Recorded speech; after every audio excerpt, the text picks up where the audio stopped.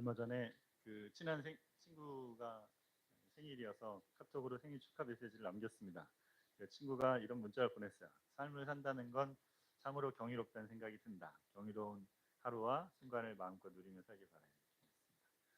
친한 친구인데 오랜만에 연락을 했습니다. 그래서 갑자기 제가 했던 그 생일 축하가 친구에게는 삶의 경이로움을 느끼게 하는 기쁨의 순간이 되었던 것 같습니다. 우리는 삶을 살다가 보면 기쁜 일도 있고 슬픈 일도 있고 경이롭기도 하고 무겁기도 한 시간들을 보냅니다. 바다의 파도가 잔잔하게 일기도 하고 거센 폭풍과 함께 거대하게 오기도 합니다. 여러분은 지금 어떤 삶의 자리를 나고 있는 것 같습니까? 오늘 본문은 창세기 46장과 47장을 아울렀는데요. 본문의 주인공이 요셉에서 야곱으로 바뀌어 있습니다. 요셉이 살아있다는 소식은 야곱의 삶에 경이감을 주는 그런 상황이 되었을 것입니다. 요셉을 만나기 위해서 가족들을 데리고 떠나는 야곱이 부엘세바에서 하나님을 예배합니다. 그리고 거기서 하나님 주신 약속을 한 번 더 받습니다. 그런 후에 야곱은 애굽 왕 바로를 만납니다. 바로와 만나면서 야곱은 자신이 나그네처럼 험악한 삶을 살았다고 하면서 바로를 축복하고 애굽의 고센 땅에 정착합니다. 오늘 본문에 야곱의 인생의 희노애락이 잘 드러나 있습니다. 그런 인생 가운데 함께 하시며 그의 삶을 경이롭게 이끄시는 하나님의 동행하심을 보게 됩니다. 오늘은 애굽으로 내려가는 길이라는 제목으로 본문을 통해 주시는 함께 나누기 원합니다. 첫 번째, 하나님의 언약 아래 있는 우리는 예배 가운데 하나님의 뜻을 구하며 산다입니다. 1절과 2절 말씀 한 번 더 읽겠습니다. 이스라엘이 모든 소유를 이끌고 떠나 브엘세바에 이르러 그의 아버지 이삭의 하나님께 희생 제사를 드리니 그 밤에 하나님이 이상 중에 이스라엘에게 나타나 이르시되 야곱아 야곱아 하시는지라 야곱이 이르되 내가 여기 있나이다 아멘. 여러분 저희가 45장 끝에 어떻게 했는지 알죠? 요셉 이야기를 요셉이 살아있다는 걸 들었고 요셉이 애굽의 총리라는 걸 들었어요. 처음엔 믿기지 않았는데 뭘 보고 수레를 보고 저 기름을 찾았다. 그래서 보고 아 정말이구나라는 걸 알고 그 다음에 나오는 마지막 구절은 뭐냐면 이스라엘이 야곱이 이제 야곱 내가 조카다 내 아들 요셉을 봐야겠다 그러면서 내가 지금 빨리 가야겠다 그렇게 한 말로 끝난단 말이에요. 사실 그냥 끝났어요. 야곱이 그 다음 뭐 하고 있어요? 가진 모든 소유를 자기가 가진 모든 소유를 가족들과 가축과 함께 일하는 사람 모두 데리고 어떻게 해요? 애굽으로 가려고 요셉 만나겠다고 애굽으로 지금 가는 거예요. 근데 지금 이스라엘이 머물렀던 야곱이 머물렀던 곳은 어디냐면 헤브론이라는 곳입니다. 그래서 헤브론에서 가다가 어디 머무르냐면 부엘세바라는 곳에 이르러요. 그림을 약간 보시면 헤브론에서 부엘세바를 거쳐서 애굽으로 내려간단 말이에요. 가는 길에 부엘세바라는 곳에 머물렀어요. 근데 거기서 뭐 했어요? 자기 아버지의 하나님 이삭의 하나님께 예배 제사를 드렸습니다. 그 예배를 드린 그 밤에 하나님께서 야곱을 찾아와서 부르십니다. 몇 번 부르세요? 야곱아 야곱아 두 번 부르십니다. 하나님께서 성경에 보면 사람의 이름을 그렇게 두 번 부르시는 게 7번이 나와요. 여기까지 7번이 나옵니다. 근데 그게 중요한 의미를 갖는다는 거죠. 언제 나오냐면 아브라함에게 그리고 지금 야곱에게 모세에게 사무엘에게 베드로에게 마르다와 바울에게 이렇게 부릅니다. 혹시 성경이 좀 기억이 나시는지 모르겠어요. 이렇게 두 번 부르시는 게 굉장히 중요한 의미를 갖습니다. 아브라함한테 부르실 때는 언제요? 아브라함아 아브라함아 모리아 산에서 이삭을 번제로 바치라 해서 죽이려고 할 때 아브라함아 아브라함아 급하게 부르셔서 어떻게 해요? 막으시죠. 하지 말고 그 어린 양을 잡아서 번제를 드리게 하십니다. 그리고 모세를 부르실 때는 출애굽기에 어떻게 해요? 떨기나무 불꽃 가운데 모세가 돌아올 때 모세야 모세야 부르시며 네 발을 신을 벗어라. 하나님이 모세를 만나 주시는 자리에서 사무엘은 어린 사무엘이 밤에 사무엘아 사무엘아 부르셨어요. 그래서 하나님 음성을 들려주시고 하나님 만나게 하시는 자리에 부르십니다. 만나 주시는 굉장히 중요한 의미를 갖는 거죠. 베드로는 시몬아 시몬아 부르시며 사단이 밀가부로 너를 하려고 했는데 내가 너의 믿음을 위해서 기도했다. 예수님이 그 겟세마네 동산에서 베드로를 위해서 기도하셨다라는 거예요. 내가 너 그 기도가 있었기 때문에 베드로는 나중에 예수님 부활하신 다음에 다시 예수님 제자로 자기를 감당할 수 있었죠. 마르다는 마르다야 마르다야 부르시면서 마르다가 뭐해 집안일에 너무 일에 쏠려 있어서 마음을 뺏기고 마음 정신을 잃고 있는 상황에서 마르다야 마르다 부르시면서 정신 좀 차려라 이렇게 하시면서 세워주셨어요. 자, 이제 그 인생의 중요한 시간에 하나님 앞에 의미 있는 자리에서 그렇게 부르십니다. 그 야고바 야고바 부른다는 건 뭐예요? 야곱에게 아주 중요한 시간이라는 거죠. 그동안에 야곱의 삶에 많은 일들이 있었지만 지금 이 순간이 굉장히 중요한 시간이다. 그 순간보다 그 순간만큼이나 그 순간보다 더 중요한 시다.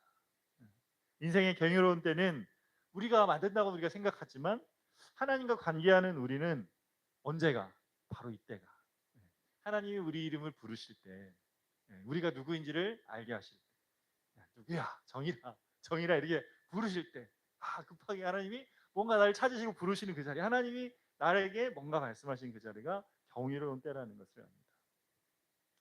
여기가 이 자리가 이렇게 야곱에게 중요한 곳이 되는 것입니까? 왜 야곱은 여기서 하나님께 예배를 드려야 됐고 또 그가 예배 드리는 분을 야곱의 하나님께 예배를 드렸다 하지 않고 왜 그의 아버지 이삭의 하나님께 예배를 드렸다 이렇게 말하고 있을까요? 야곱의 아버지 이삭은 그의 조상을 대표하는 표현입니다. 할아버지 아브라함과 아버지 이삭의 하나님께 예배를 드린 것이죠. 여기서 이들의 하나님께 예배를 드리는 것이 야곱에게 어떤 의미가 있는 것입니까? 요셉을 만날 수 있다는 부푼 기대를 가지고 가족들 소유를 다 데리고 애굽으로 가고 있는 야곱이 이런 생각이 들어온 거죠. 가면서 생각해 보니까 내가 지금 애굽에 가는 것이 하나님 앞에 어떤가라는 것을 이제 묻고 있는 거예요. 애굽에 내려가는 것은 그렇게 단순한 문제가 아니었어요. 여러분 야곱은 알고 있어요. 뭘 알고 있습니까? 할아버지 아브라함이 하나님께 묻지도 않고 가나안 땅에 기근이 들었을 때 어떻게 해요? 애굽으로 내려갔다가 어떤 일이 벌어집니까? 할머니 사라를 잃어버릴 뻔했었죠. 그방 바로 뺏길 뻔했단 말이에요. 할아버지 그래서 어떻게 해요? 그런 위기가 있었다는 것을 들었단 말이에요. 그 아버지 이삭은 어땠습니까? 기근 중에 그랄에서 애굽으로 내려가려 하는데 하나님께서 뭐래서요? 내려가지 말라 하셔요. 그 땅에 기근이 있어가지고 내려가려 하는데 가지 말라 하셨어요. 아버지 이삭은 그 말씀에 순종하여 머문 그 자리에 그 해에 100배나 수확을 거뒀다라고 말씀하고 있어요. 기근 중에도 하나님께서 하신 말씀에 순종할 때 그곳에서 안전할 수 있었단 말이죠. 이집트에 내려가는 것과 관련해서 집안의 이런 내력을 야곱은 잘 알고 있습니다. 그런 자리에서 여기 부엘세바는 그 지명의 뜻이 뭐냐면 맹세의 우물이라는 뜻입니다. 맹세의 우물. 야곱은 아브라함과 이삭에게 하신 하나님 맹세를 기억하고 있습니다. 그리고 아버지 이삭이 세운 그 제단에 하나님께 예배를 드리고 있어요. 야곱은 예배하면서 아마 자기 시간들을 돌아봤을 겁니다. 그는 아브라함이 하나님에게 주신 그 언약의 복을 받기 위해서 평생 아버지와 형을 속여서 수많은 고초를 겪으며 여기까지 왔어요.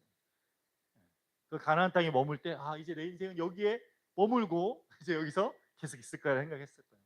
근데 그 약속의 실체가 가나안 땅이잖아요.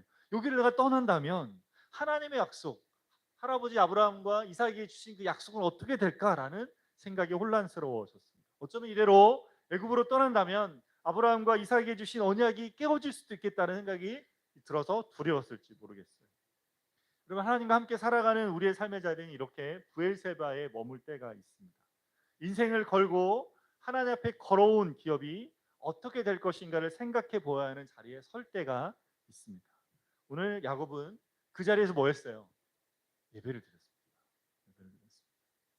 하나님께 예배를 드려요. 부엘사회에서 그래서 예배를 드린 거예요. 그래서 그걸 생각하고 어떻게 할지 모르니까 하나님 부엘세바에 멈춰서 일단 멈춰서 어떻게 해요?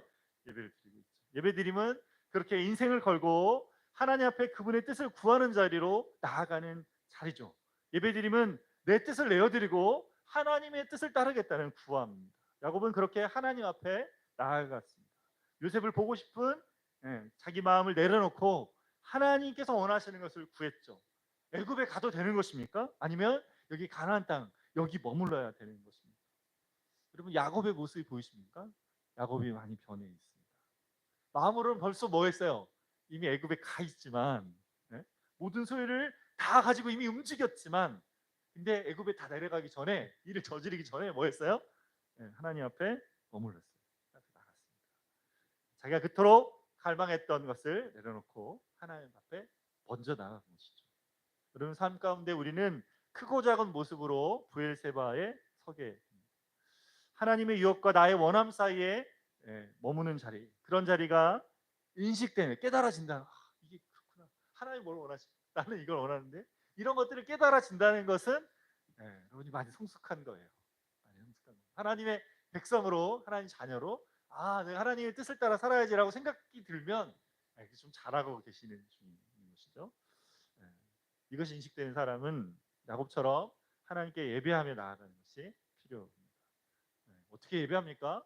기도하시든, 교회 오셔서 기도하시든, 집에서 홀로 찬양하시고 주님 앞에 나아가든, 말씀을 들고 기도하며 나아가시든, 그 일에 겸손히 하나님 앞에 마음을 아뢰드리며 하나님의 뜻을 구하며 머무는 것이 필요합니다. 야곱을 그렇게 두 번 부르신 후에 하나님께서 계속해서 야곱에게 이렇게 말씀하십니다. 3절과 4절 말씀입니다. 하나님이 이르시되 나는 하나님이라 내 아버지의 하나님이니 애굽으로 내려가기를 두려워하지 말라. 내가 거기서 너로 큰 민족을 이루게 하리라. 내가 너와 함께 애굽으로 내려가겠고 반드시 너를 인도하여 다시 올라올 것이며 요셉이 그곳으로 내 눈을 감기리라 하셨더라.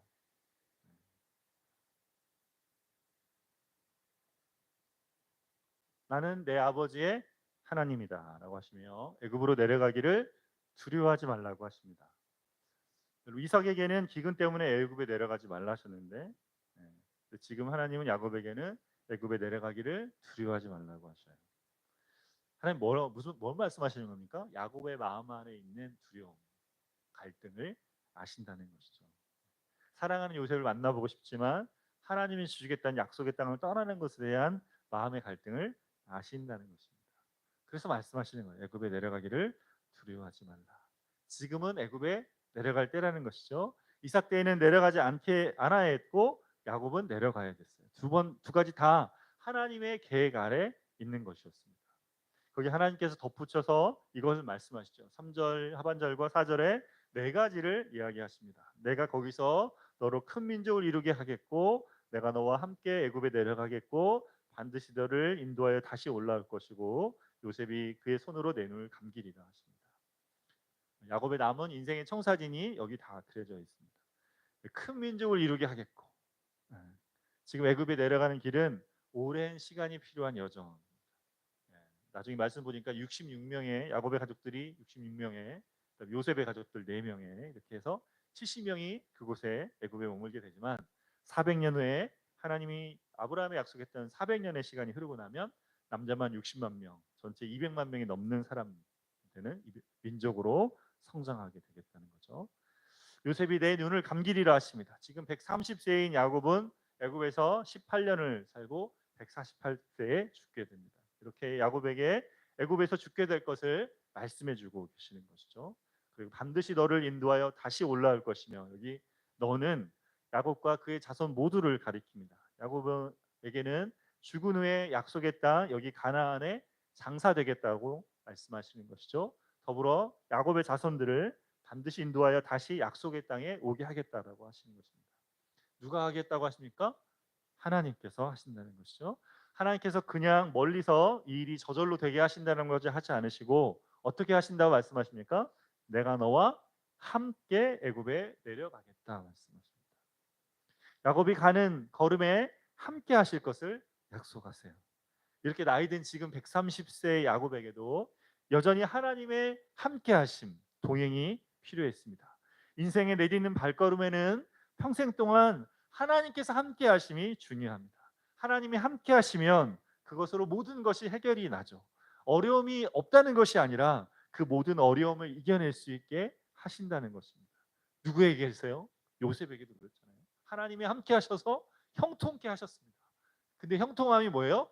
그 모든 어려움을 없앤 게 노예에서 해방된 것도 감옥에서 놓여진 것도 아니라 그랬어요. 그 안에 있으나 하나님이 함께 하셔서 형통한 사람이 되게 했다. 그 안에서 안전하고 그 안에서 해야 될 일을 하며 그 안에 살아가게 하시는 일을 하신다 했습니다. 야곱에게는 하나님의 이 말씀이면 돼요. 3절과 4절의 이 말씀이면 좋습니다. 그가 망설였던 것에 대해서 하나님 분명하게 말씀해 주셨죠. 그 말씀을 듣고 브엘세바를 떠나 애굽으로 나아갑니다.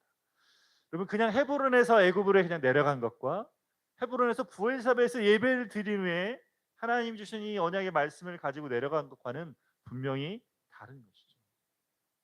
예배를 통해 야곱은 애굽에서 자신의 삶과 자신의 자손들의 삶에 대해서 하나님께서 주신 분명한 이해를 가지게 된 것입니다. 그래서 이 주신 말씀, 이 언약이 있기 때문에 애굽에서 어떤 일이 벌어지든, 어떤 일이 벌어지면 어떻게 생각이 들어요? 내가 잘못 왔나? 괜히 왔나? 또 올라가야 되나? 이런 생각 한단 말이에요. 예. 근데 그게 아니라는 거예요. 약속의 땅을 떠나서 잘못된 것인지 돌아보지 않는단 말이죠. 그가 사는 동안에 다시 가나안 땅으로 가야 되는지 생각하지 않는단 말이에요. 하나님이 이 언약을 자기에게 줬기 때문에 나는 거기 있을 거고 내 이후에 내 자손들이 번창하고 번성의 큰 민족을 이룰 거고 그래서 하나님 다시 우리를 인도해 갈 거라는 것을 믿고 그 자리에 머물게 되는 것이죠.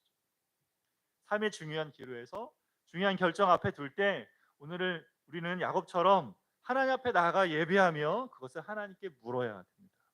그 예배와 기도 가운데 우리의 마음의 중심을 아시는 하나님께서 그 자리에서 우리가 무엇을 선택해야 되며 하나님이 무엇을 하실지에 대해서 가르치고 알게 하시는 것이죠.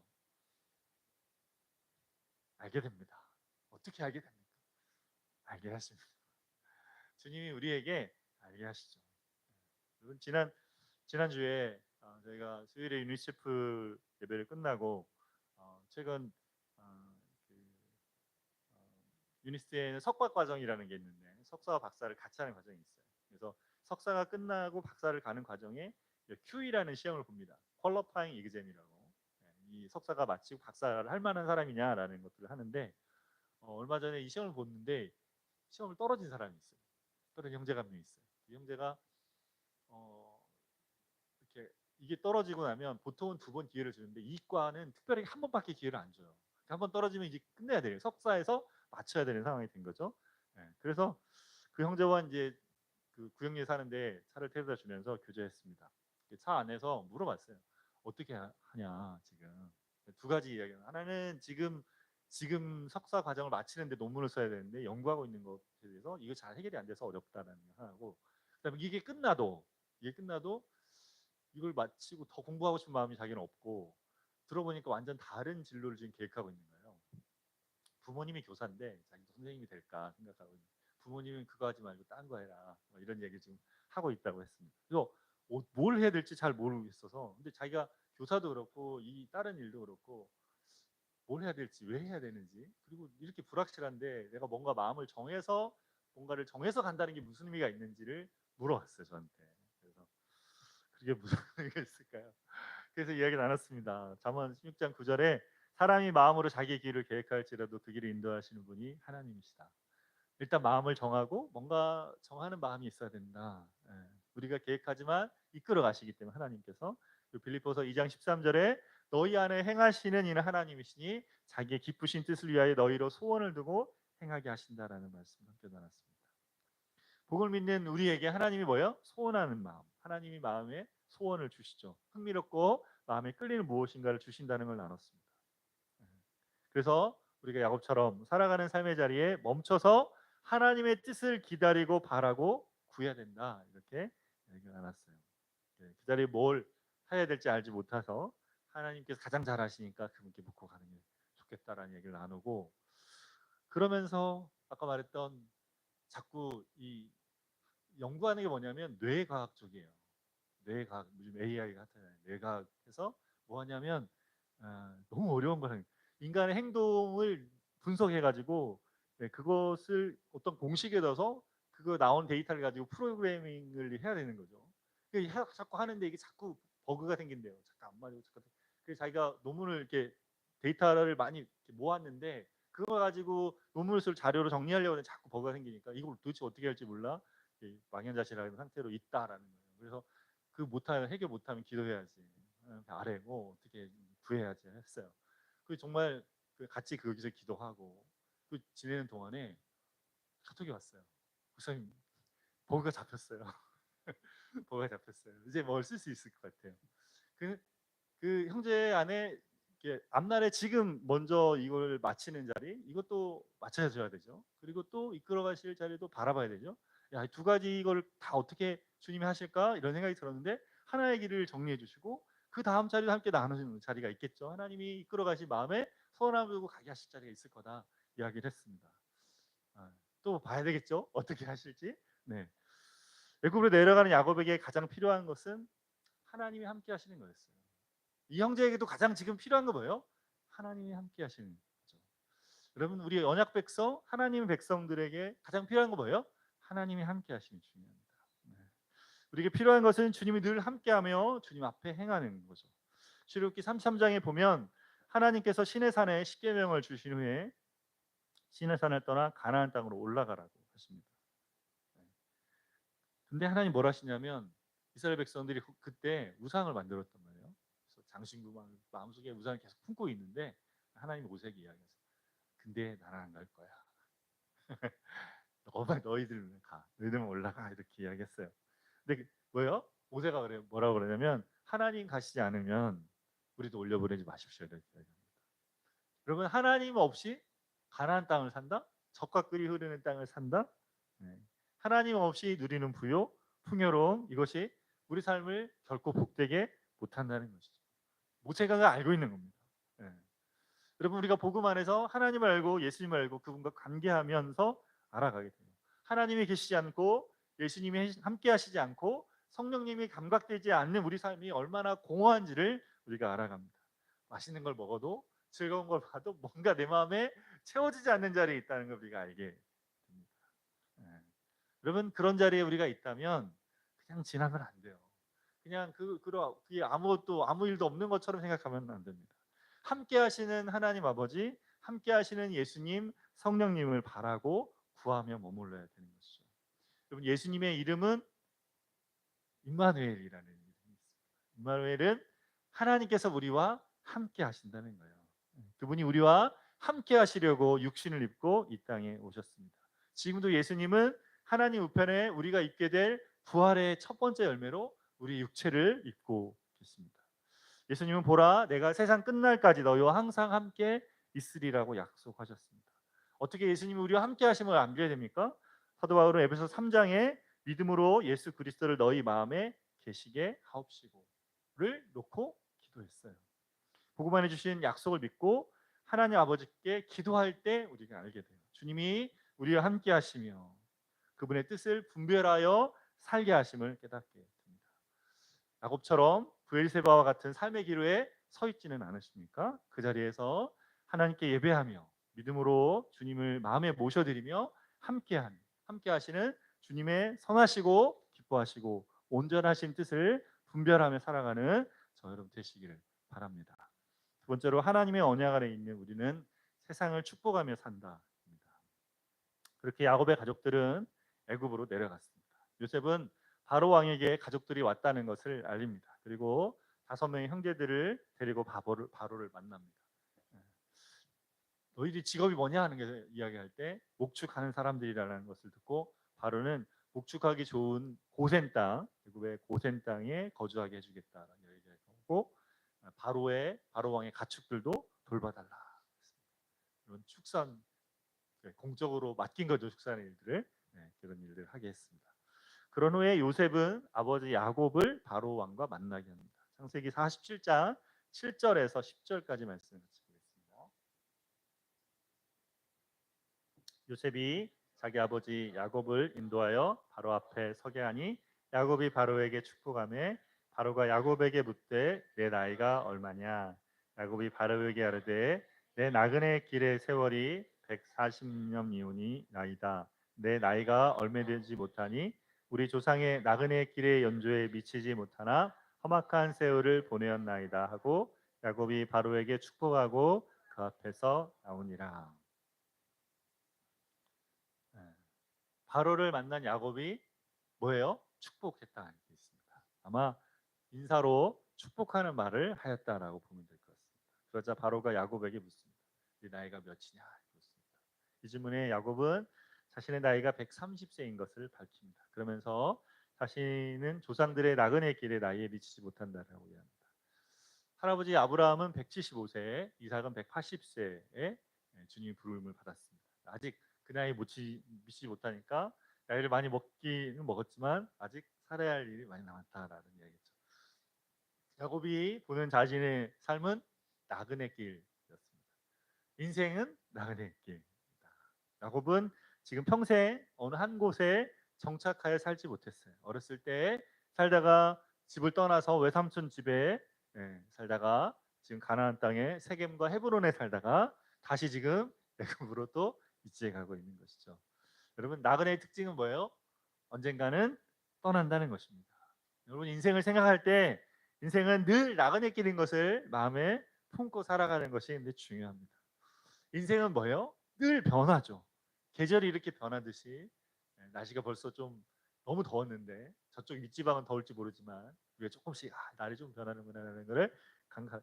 날씨가 변하듯이 우리 인생도 변합니다. 여러분 변해 왔잖아요. 그렇게 우리 가정의 아이들도 가정을 이루고 아이들도 가정 안에서 조금씩 변하죠. 지금 뭐 자라가고 있지 않습니까? 저희도 이제 변해갑니다. 우리가 변해가는 거예요. 모두 다 변해갑니다. 이런 변화를 인식하지 못하고 영원히 나는 이 땅에 살 거야. 나 이 땅에 영원히 있을 거야라고 생각하면 문제가 생겨요. 거기에 막 변화를 인식하지 못하고 변화를 받아들이지 못하고 내가 가진 권력이나 미모나 돈이나 명예가 영원할 것처럼 붙잡으려고 하는 것 자체가 문제가 됩니다. 언제 우리가 아무것도 가지고 오지 않은 것처럼 아무것도 가지지 않고 돌아갈 날이 옵니다. 네. 여러분 근데 그런 이 변하는 이 삶 안에도 영원한 것이 있어요. 바로 하나님 주신 약속. 네. 하나님 그분을 아는 것은 영원히 남습니다. 바로는 애굽의 왕으로 애굽에서 부와 권력과 쾌락을 누리며 살았습니다. 애굽의 온 땅이 다 바로의 것이었습니다. 근데 나그네 야곱은 한 뼘 땅도 갖지 못했지만 그 자리에서 바로를 축복합니다. 여기서도 보니까 축복하는 인사를 했다고 봐야 되는데 보통 이런 축복하는 말을 누가 해요? 높은 사람이 낮은 사람한테 한단 말이에요. 상황을 보면 바로가 왕이잖아요. 일개 뭐 독장 같은 그 뭐야 요셉의 아버지가 왔는데 누가 축복을 해야 됩니까? 내가 너를 축복하노 바로가 해야 되잖아요. 근데 야곱이 지금 바로를 축복했다라는 이야기를 하고 있어요. 야곱은 자신의 나그네 인생, 조상들에게는 미치지 못하지만 하나님께서 자신에게 주신 약속이 이루어질 것을 보고 있습니다. 그것을 보면서 야곱이 지금 축복하는 거죠. 하나님이 주신 약속 보면서 어떻게 그럴 수 있어요? 야곱이 자신을 하나님의 약속을 가진 자로 알기 때문에 그렇습니다. 이 험악한 세월을 지나면서 야곱은 자신에게 약속 주신 하나님이 어떤 분이신지를 알았습니다. 그분을 만나고 그분과 함께하며 그분이 자신의 기도에 응답하시고 자신의 이름을 바꿔주신 분을 야곱은 알아갔습니다. 삶의 자리에 늘 함께하시며 그분이 할아버지 아브라함에게 하신 약속을 저버리지 않으시는 분인 것을 알았어요. 여러분 아브라함의 이야기를 듣고 이삭의 이야기를 듣고 자기의 이야기를 가지고 요셉이 살아있음을 보고 하나님이 도대체 이 모든 일 속에서 뭘 하시고 계시는지를 알아갔다는 것이죠. 이 인식이 이 깨달음이 지금 야곱으로 하여금 애굽 왕 바로를 축복하게 했습니다. 내가 높아서 아니라 내가 너보다 너 높아 나는 그런 사람이야라고 생각해서가 아니라 자기와 함께 하시는 하나님이 어떤 분이신지를 알기 때문에 그 하나님과 함께하는 자신이 누구인지를 알기 때문에 그렇게 할 수 있는 것이죠. 하나님께서 자기에게 약속하신 아브라함을 통해 주신 약속에 너, 너는 복이 될 거라. 천하 만민이 너로 인하여 복을 받을 거라는 약속을 알고 믿고 있기 때문에 그렇게 한 것이죠. 야곱이 지금 이렇게 고백하는 것이죠. 험악한 나그네 길이었지만 나는 압니다. 주님이 내게 하신 말씀을 나는 들었습니다. 그분이 이 험악한 삶에 함께 하셨고 그래서 나는 당신을 축복할 수 있습니다. 그분이 내게 주신 약속을 알고 그분과 함께 하실 때 모든 어려움, 두려움이 제해지기 때문에 그렇습니다. 난 당신을 축복합니다. 주님께서 당신에게도 복된 일을 해주시기를 바랍니다를 이야기한 것입니다. 예수님의 십자가의 죽으심과 부활을 믿는 우리는 하나님의 자녀가 되었습니다. 여러분 우리의 신분은 하나님의 자녀입니다. 우리는 온 땅의 주인이신 주님과 함께 이 땅을 다스리는 사람들입니다. 주님 말씀하셨어요. 하늘과 땅의 모든 권세를 내게 주셨으니 그러므로 너희는 가서 아버지와 아들과 성령의 이름으로 세례를 베풀고 내가 너희에게 말한 모든 것을 가르쳐 지키게 하라라고 말했습니다. 대위임령을 우리가 받았어요. 이 명령을 따라 살아가는 자리에 우리에게 주신 권세, 하늘과 땅의 모든 권세를 가지신 그 예수님이 우리와 함께 하시며 이 일을 우리에게 맡기셨습니다. 이 권세를 권력처럼 휘두르라는 것이 아니라 이걸 가지고 뭐예요? 세상을 섬기고 사람들을 섬기며 살라는 것이죠. 주님께서 오셔서 이루신 일들이 우리를 통해 효력 있게 나타나도록 주님이 우리에게 주신 것입니다. 주님의 능력을 주님을 위해 사용하라고 주신 것이죠. 주님께서 우리를 먼저 복되게 하셔서 그 복으로 사람들을 복되게 하는 것입니다. 우리의 능력이나 재능이나 힘이나 우리의 어떠함으로 흘려보내는 은혜가 아니라 주님께서 우리 안에 거하시며 행하시는 은혜인 것이죠. 그걸 아는 자로 당당하게 담대하게 깨어진 세상과 사람들을 향해서 우리는 나아가야 됩니다.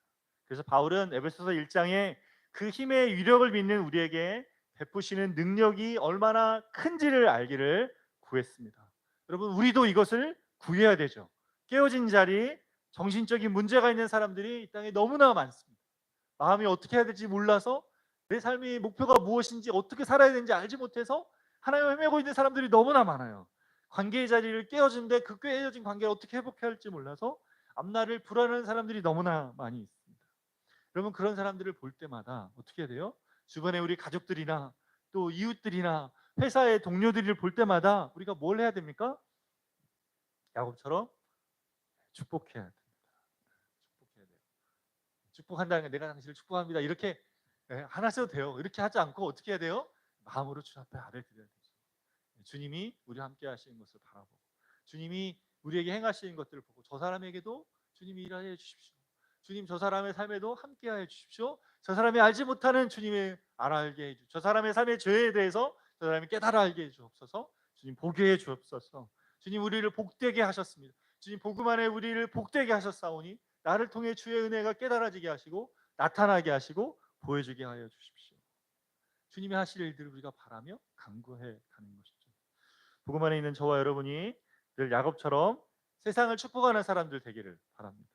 주님 아는 지식을 가지고 복음의 능력을 구하며 사람들에게 복이 돼서 사는 우리를 통해 우리의 가정과 학교와 일터가 변화되는 것을 보는 저 여러분 되시기를 바랍니다. 같이 찬송가 374장 함께 찬양하시고 주신 말씀 기억하며 같이 기도하며 나가겠습니다. 나의 믿음 약할 때